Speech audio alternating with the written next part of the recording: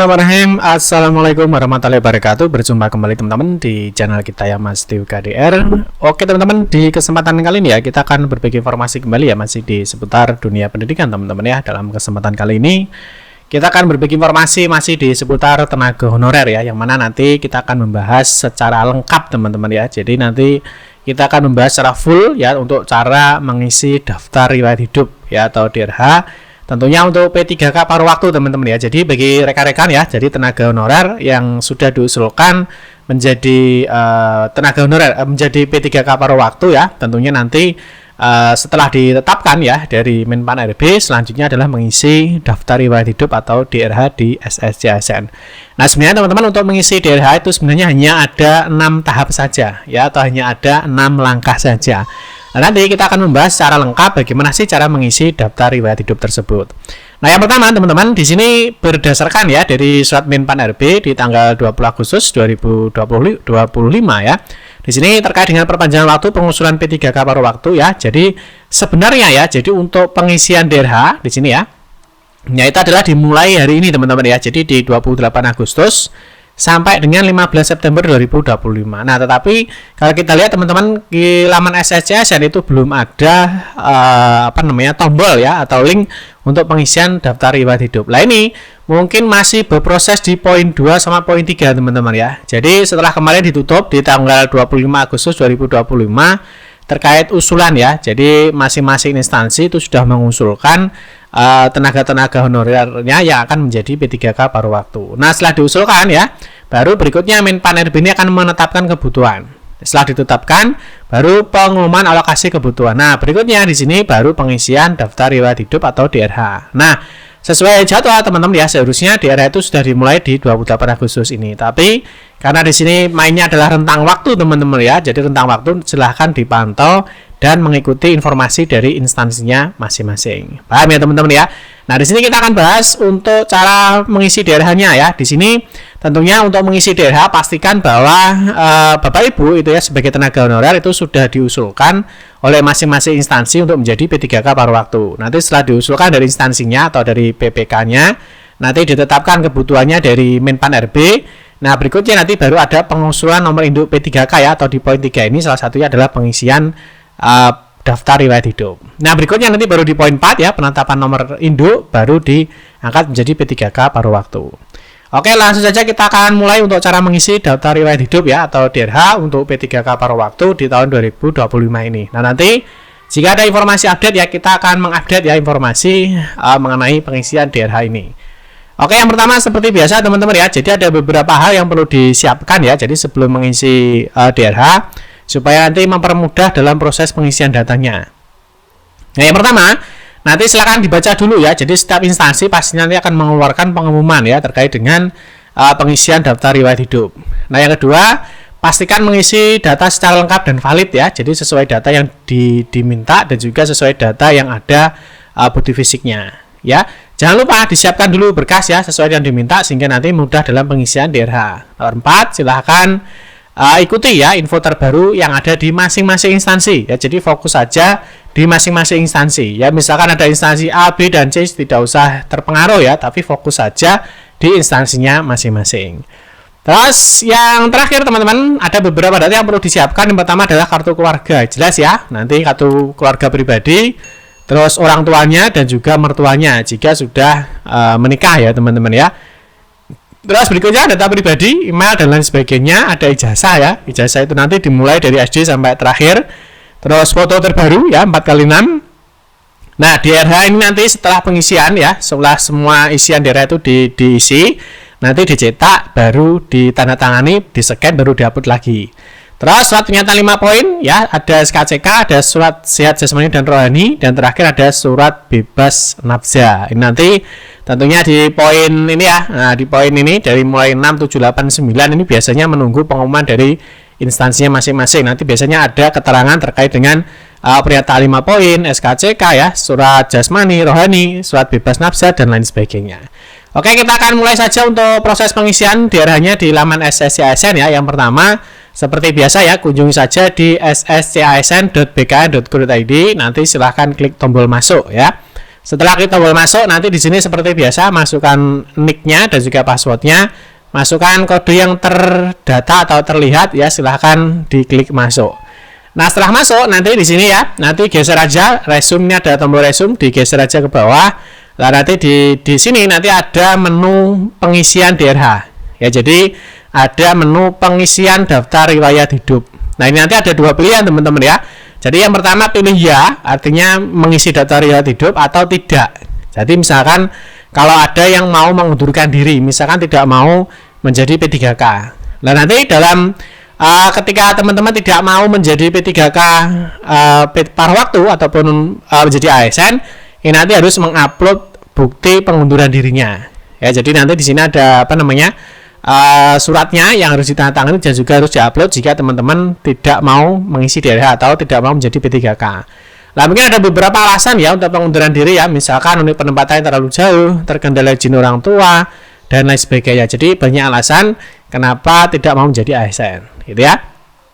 Nah jika kalian mau ya menjadi atau menjadi P3K atau mau mengisi, silahkan dipilih ya. Ya nanti di sini ada pilih ya. Nanti baru diklik pengisian data riwayat hidup, nanti baru mengisi. Ada 6 tahap atau 6 langkah ya, mulai data perorangan, pendidikan, pekerjaan, keluarga, organisasi, dan juga dokumen. Jadi sebenarnya ada 6, 1, 2, 3, 4, 5, 6. Jadi ada 6 tahap ini yang nanti diisi, gitu ya. Oke, untuk biodata saya rasa tidak ada masalah ya. Untuk nick, nama sesuai ijazah ya, gelar depan, gelar belakang ya, tempat lahir. Ini nanti pilihan teman-teman ya. Jadi untuk tempat lahir ini pilihan. Jadi jangan jangan diketik tapi harus milih. Ya, tanggal lahir, jenis kelamin tidak ada masalah ya. Nama di KTP, ini gelar belakang saya rasa untuk poin 1 ya, untuk data pengisian data perorangan ini tidak ada masalah ya. Terus berikutnya di sini juga tidak ada masalah ya, status perkawinan, nomor telepon, email, ponsel ya. Terus ini alamat domisili ya. Nah, ini silakan diisi. Keterangan lainnya mulai di tinggi badan ya, warna rambut, sedang hamil, keterangan hobi, saya rasa tidak ada masalah. Jadi teman-teman nanti bisa dicek datanya di kartu keluarganya. Ini ya, terus ini tidak ada masalah ya. Nanti kalau semua sudah diisi, teman-teman bisa masukkan kapta yang tampil ya di sini. Misalkan ini ABF6, nanti klik selanjutnya. Nah, di poin 2 di pendidikan, nah ini baru ya. Jadi pendidikan itu silakan masukkan mulai dari SD ya, SD atau MI sampai ke ijazah terakhir. Misalkan S2 atau S3 ataupun misalkan S1 ya, ataupun SMA ya, ataupun D1, D2, D3, silakan dimasukkan dari SD sampai ijazah terakhir. Gitu ya. Terus nanti kursus ini jika punya, kalau tidak punya dikosongkan saja. Nah, nanti untuk pengisian di S1 saya rasa tidak ada masalah ya. Nanti tinggal ditambah aja, klik tambah pendidikan. Nah, di sini nanti untuk yang SD itu diketikkan aja seperti ini ya, sekolah dasar. Untuk yang SMP pakai SLTP. Ya, nanti kalau SLTA kejuruan ini boleh dipakai kalau misalkan kalian SMK. Ya, kalau SLTA atau SMA itu sama. Jadi nanti untuk pilihan tingkat pendidikan bisa disesuaikan. Ya, kalau S1, S2 di sini nanti diketikkan aja sarjana ya, seperti ini ya. Nah, sarjana. Oke, nanti diisi mulai dari akreditasi kalau tidak ada ya ini ya. Bila akreditasi tidak diketahui silahkan isi dengan strip ya. Jadi akreditasi kalau tidak ada, misalnya kan SD, MI kalian tidak tahu, bisa diisi aja strip. Gitu ya. Terus nomor ijazah, tanggal ijazah, nama pejabat pendatangan ijazah ini namanya ya. Jadi di kepala sekolahnya ya, misalkan SD berarti kepala sekolahnya, nama kepala sekolahnya. Kalau S1 ya berarti nama rektornya kan, biasanya di ijazah itu ada nama pejabat yang menandatangani ijazah itu siapa. Gitu ya. Terus ini ya, nah ini kalau SD ya dipilih aja sekolah dasar. Kalau SD pilih sekolah dasar. Nanti kalau SMP pilih aja SLTP, ini dipilih ya SLTP. Nah ini silahkan dipilih nanti untuk jenjang SLTP. Ini SLTP ya, atau sekolah menengah pertama. Ini nanti boleh, tidak masalah. Gitu ya. Nah yang SLTA ini kalau SMA pilih sekolah ini ya. Nah ini ada banyak nanti pilihannya. Ini SLTA. Nanti di sini ada sekolah kehutanan, ini disesuaikan saja ya.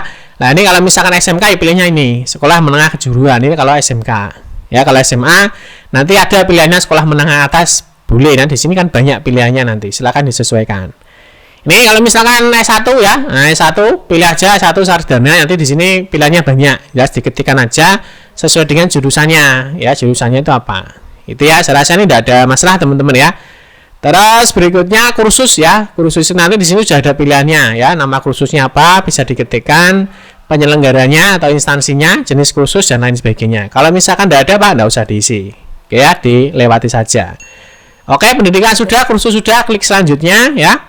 Nanti di poin 3 ini pekerjaan. Jadi yang Bapak Ibu sekarang lakukan ya, isi mulai dari awal. Misalkan dimulai dari 2013 misalkan ya, 2013, terus nanti 2014, 2015 dan seterusnya sampai sekarang. Ini boleh diisikan hanya 5 tahun terakhir, tidak apa-apa.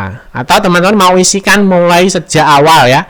Jadi sejak awal bekerja misalkan 2010 misalkan ya tidak apa-apa. Sampai dengan sekarang 2025. Atau mungkin kalian ambil 5 tahun terakhir juga tidak apa-apa. Boleh saja ya untuk riwayat pekerjaan ini. Gitu ya. Terus berikutnya lihat pekerjaan ini sudah tidak ada masalah. Tanda jasa ini kalau ada ya, kalau tidak ada ya dilewati. Prestasi kalau ada, kalau tidak ada ya dilewati. Terus ini, nah kali ini yang ini penting ya. Poin 4 keluarga ini penting ya. Nah ini bagi yang sudah menikah ya, tentunya untuk riwayat keluarga ini harus diisi ya. Karena nanti salah satunya kan ada tunjangan ya. Ada tunjangan anak, ada tunjangan suami atau istri. Ini ada istri atau suami, ada anak, ada orang tua kandung, dan juga ada saudara kandung, gitu ya. Di sini nanti bisa diisikan ya, klik tambah aja. Di sini ada nicknya, ada nomor kakak, ada pekerjaan ya, ada nama, tempat tanggal lahir ya. Ini selesai, tidak ada masalah ya. Status perkawinan, akte menikah ya, tanggal menikah. Ini statusnya masih hidup atau meninggal ataupun yang lainnya. Ini untuk data keluarga, gitu ya. Ini tambahkan lagi, boleh ya, silahkan. Nah, sini untuk data keluarga ya, silahkan diisi dan disesuaikan dengan data yang ada, gitu ya. Ini kosongkan bila sudah meninggal dan tidak memiliki nomor kakak. Ini kalau misalkan sudah meninggal ya, nomor kakak, nomor NIK ini bisa dikosongkan. Nah ini sudah ada keterangannya ya. Nah ini terus berikutnya tambah keluarga sudah ini ya, data keluarga orang tua. Berikutnya keluarga sudah masuk ke organisasi. Nah, organisasi ini kalau punya ya, misalkan yang ikut PGRI misalkan ataupun mungkin ikut organisasi lainnya, ini bisa ditambahkan. Kalau tidak ada gimana Pak ya, di skip aja. Nah, terus berikutnya di sini ada untuk SKCK ya.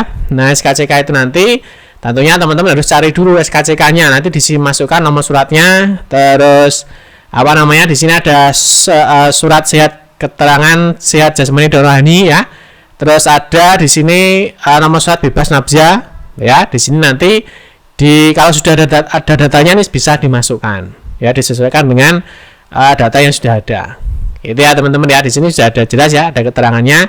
Ya hanya nama dokter tanpa gelar, tanpa jabatan, tanpa nama rumah sakit. Contoh DR Susanto ya, diketik Susanto saja. Ini untuk nama dokternya. Ya jadi sini di bawahnya sudah ada keterangannya masing-masing. Itu ya.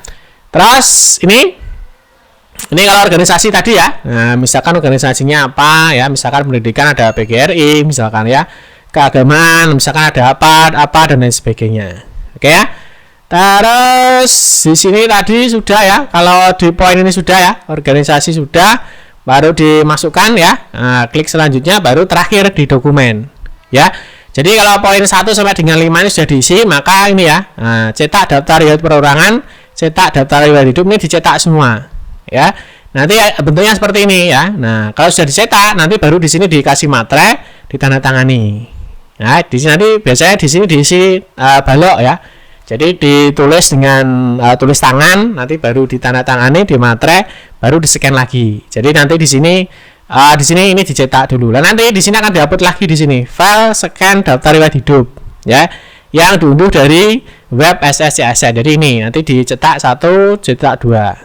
Terus lain-lainnya, ini 5 poin, biasanya nanti dari instansi ada formatnya, SKCK sudah jelas ya, dari kepolisian, terus bebas nafza, ini nanti sudah ada, terus ini daftar riwayat hidupnya, di-scan semuanya sudah ya, terus ini ada nafza, terus jasmani rohani, terus file surat lamaran. Ya nanti kalau semua sudah ya, jadi sini kalau semuanya sudah ya, jadi sudah diunggah semuanya ya. Nanti di sini ada tombol akhiri pengisian DRH. Ya kalau sudah diklik aja akhiri proses pengisian DRH, maka nanti selesai semua, hanya ada tinggal tombol resume. Nah kalau sudah seperti ini ya, sudah diunggah artinya semua berkas ya atau semua data dari tahap 1 ya sampai tahap 6 ini berarti sudah selesai. Jadi proses pengisian DRH sudah selesai. Itu ya, nanti tinggal menunggu informasi dari dari instansinya ya, apakah ada kekurangan berkas, apakah ada kesalahan berkas, nanti biasanya ada informasi dari masing-masing instansi. Itu ya teman-teman ya. Terus jangan lupa untuk jadwal pengisian ya. Nah, jadwal pengisiannya nanti silahkan dipantau ya. Ini nanti rentang waktunya dari tanggal 28 Agustus sampai dengan 15 September 2025. Nah, jadi bagi teman-teman yang mungkin bisa dicicil dulu ya, jadi berkasnya, datanya yang bisa dicicil, bisa disiapkan dulu. Mungkin teman-teman bisa ketik dulu di Excel ya.